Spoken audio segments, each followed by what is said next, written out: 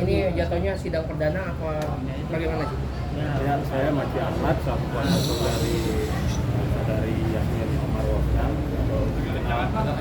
atau dikenal dengan Yasmin Aung. Hari ini kita telah memenuhi panggilan sidang ya dengan gugatan baru, di mana kami kemarin sudah mendaftarkan di tanggal 25 Mei 2024 dan dipanggil pada tanggal 12 Juni 2024 ini.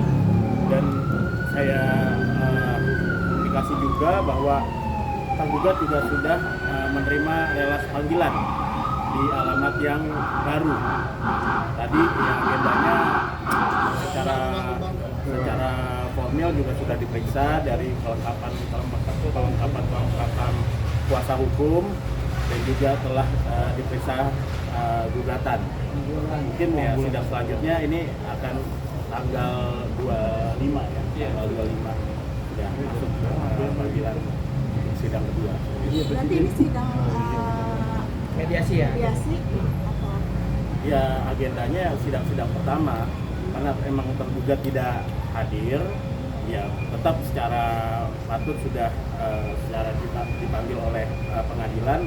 Ini tadi pemeriksaan berkas-berkas semua dan penggugat kan juga hadir. Tadi fisiknya juga ada, hakim juga menanyakan.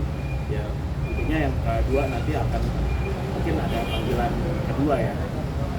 Tetap lanjut ya sidang ini, akhirnya alhamdulillah bisa lanjut. Yasmin, rasa kecewa nggak dengan ketidakhadiran Habib di sidang perdana ini? Saya nggak kaget sih.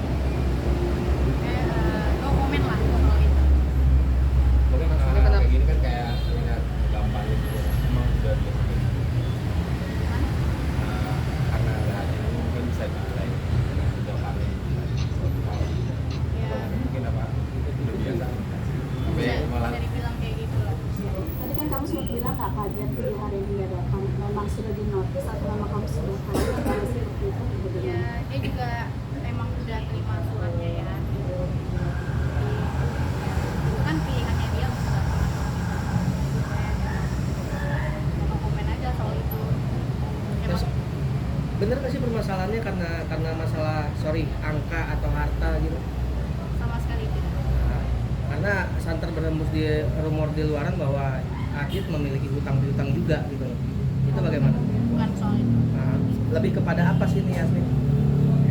Apakah saya nggak bisa bagi keterangannya yang detail gitu seperti apa, tapi yang pasti alasannya ya pasti ada dalam ini ya Iya. undang buat digugat gitu.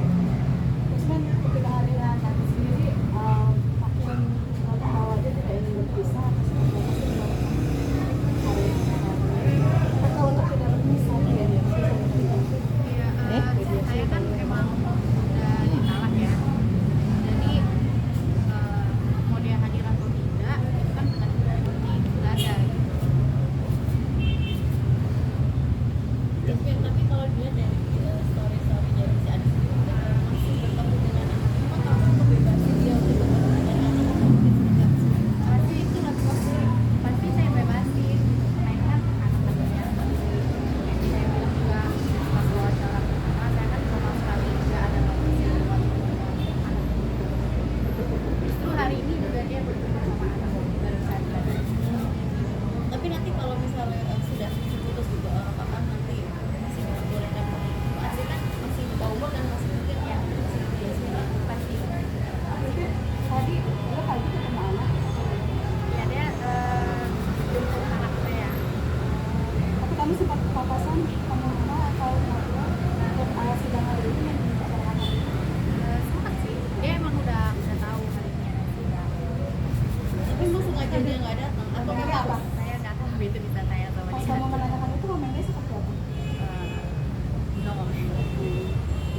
Bang, emang ini dibikin seperti Adit itu tidak akan datang gitu nggak sih? Maksudnya artinya kan biar segera Biar cepat selesai putus gitu. biar Oh, saya tidak ada komunikasi ya sama tergugat, sama kuasa tergugat. Kalau saya sebagai lawyer profesional ya saya tempuh saja apabila nanti hadir atau tidak hadir, ya tetap sebagai lawyer harus siap ya untuk bersidang. Apalagi kan ini juga sudah pisah rumah ya, sudah pisah rumah dan alasan-alasan untuk perceraian juga pada pengadilan ya. Menurut saya sih ya kalau misal pun hadir pun juga kita tetap fight ya sebagai kuasa hukum ya, sebagai Nah kalau 3 kali nggak hadir berarti fresh take berarti Pak ya? ya kita lihat kan ini majelis hakim kan bagaimana, karena sifat majelis hakim kan juga berbeda-beda, ada yang soft, ada yang ini. Kita lihat saja dari majelis hakim akan bersikap bagaimana, karena ini juga kan kasus sorotan ya, kita juga tidak bisa menangkap pikiran hakim. Yang jelas kita tetap menjalankan tahap demi tahap seperti itu. Tapi Yasmin, apakah betul selama kalian berumah tangga memberikan nafkahnya kurang dan ada dugaan KDRT? Yang jelas alasan-alasan gugatan, alasan-alasan perceraian itu sudah diatur pada pasal 19 PP 9 tahun 1975, itu bisa dilihat juga, dan juga di pasal 116 kompilasi hukum Islam. Ya betul Bang, tapi kan yang menjalani rumah tangga Yasmin nih. Dan kembali lagi ke Yasmin, apakah dugaan KDRT itu ada Yasmin? Tidak ada. Sama sekali tidak ada.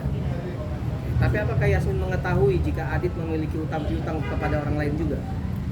Sebetulnya itu bukan utangnya dia gitu, dia sama sekali nggak berutang, dan justru aku juga ngebantu dia di kasus itu, karena bukti-buktinya juga semua sama aku yang ngebantu, dan dia emang sama sekali nggak ada utang sama orang, jadi dia kayak bohongin aja sama partnernya dia. Ini berarti yang tempo hari terakhir yang 500 juta itu ya? Betul ya, yang itu ya? Kalau utang lain tidak ada ya terhadap orang lain ya? Tidak. Jasmine sendiri mungkin merasa tidak nyaman berumah tangga sama Adit mungkin sejak awal, sejak adanya utang-utang ini.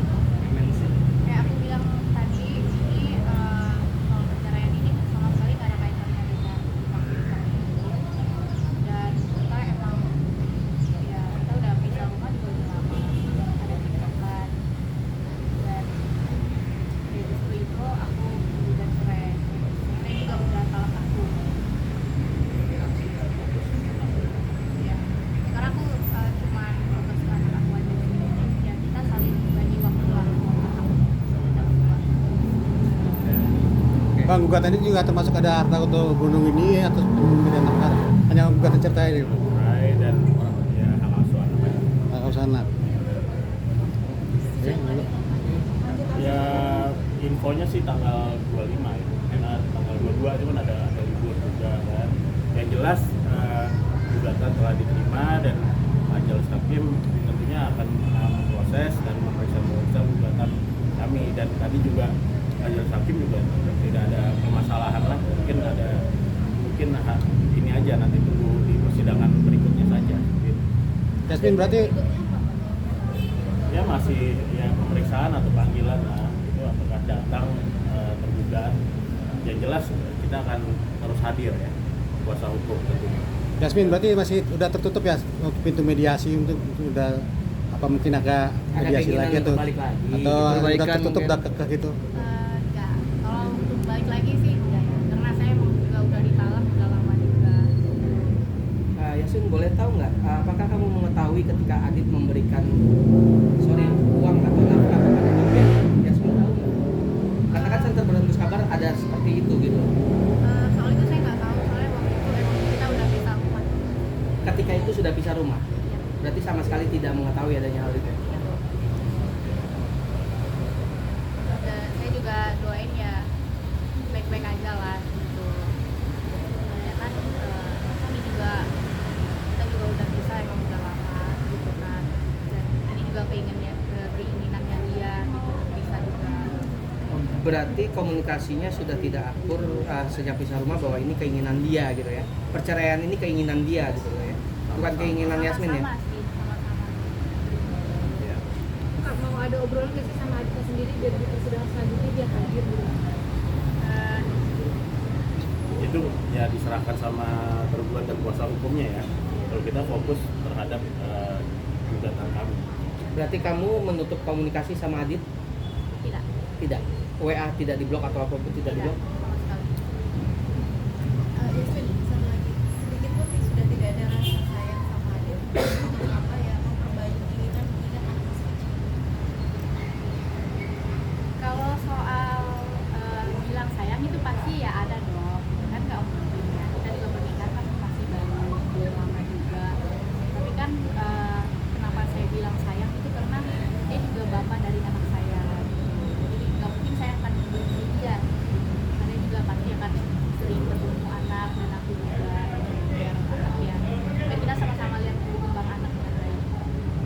Berarti membantah akan adanya pihak ketiga baik dari Yasmin atau dari Adit? Membantai. Membantah itu ya, tidak ada pihak ketiga sama sekali ya? Sosok Adi sendiri sebagai suami masih di dalam rumah seperti apa sih? Dan pada akhirnya kalau dia sudah menikah semuanya Ya pasti baik lah. Dan ya kayak aku bilang, aku nggak pengen dijelekin gitu, jadi kayak aku cuma bisa bilang ya dia baba yang baik, suami yang baik juga, tapi ya pasti ada cekcokan gitu, entah gimana kita memutuskan untuk pisah, tapi dia orangnya emang baik. Oke. Oke. Thank you. Terima kasih.